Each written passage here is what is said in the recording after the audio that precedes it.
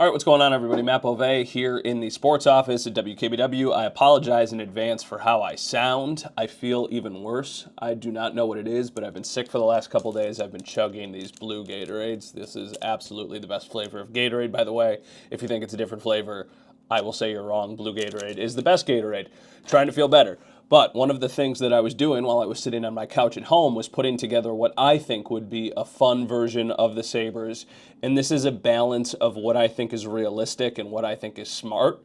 If it were up to me, if I was Kevyn Adams, I would be making all of the craziest moves in the world and just trying to get like Brady Tkachuk or Anthony Cirelli or like these guys that are probably really, really expensive.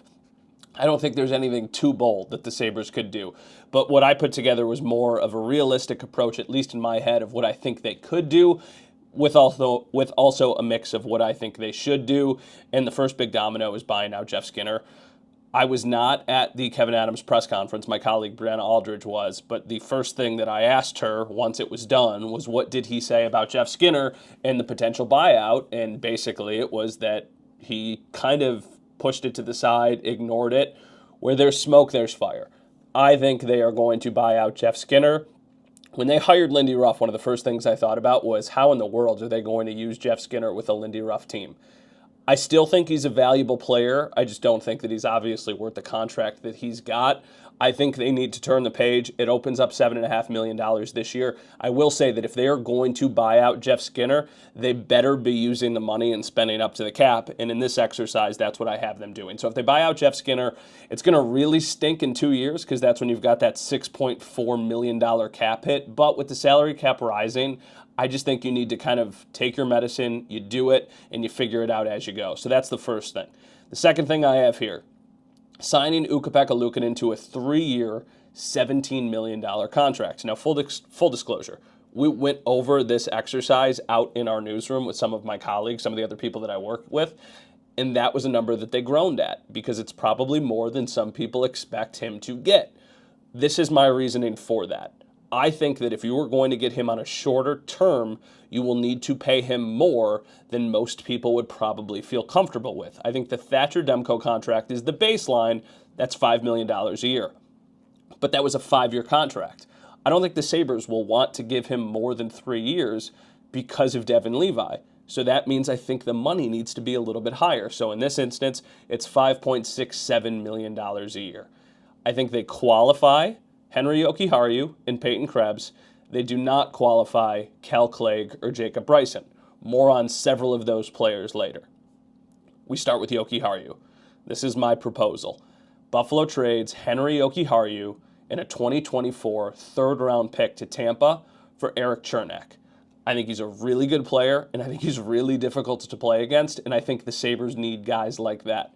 Right now, the Tampa Bay Lightning have $5.3 million in cap space.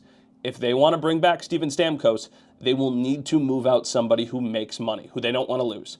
In my mind, you could send them Jokiharju, so you're still getting a capable player, but you also open up a little bit of cap space, which would help you figure things out with Steven Stamkos if you want to keep him. I also don't think they have a first, a second, or a third-round pick. This gives them a mid-round pick, a third-round pick. If you're the Sabres, you should not even be thinking about giving up third-round picks. If that's what it takes, you make a move. The next trade I have is a little bit rich, at least in my opinion, but I also think it makes sense. It's Buffalo trades Ryan Johnson in a 2024 second-round pick to Florida for Sam Bennett. Now, similar situation. They have more cap space than Tampa does, but they have to sign Sam Reinhart, and they have to sign Brandon Montour. They're going to have to move on from somebody. I think Sam Bennett would be a very strong option for your third-line center. I just think it makes a lot of sense for them. I think he would give you some offensive upside. He would give you some grit. He would give you some gnarl. I really like Sam Bennett, the player.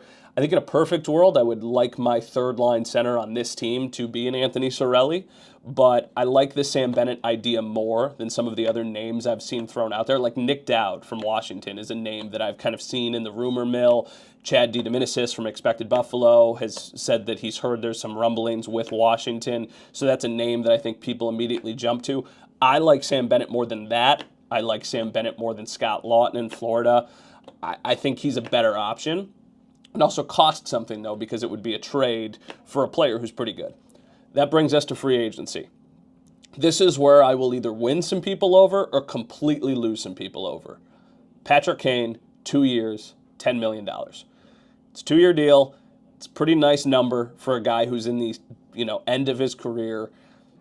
Patrick Kane poured water on the idea that it was Buffalo or Detroit last year, but I believe it was. And I think for somebody who's already accomplished so much in his career, he could come here, finish his career in his hometown, and play for the coach that he watched as a kid lead the Sabres.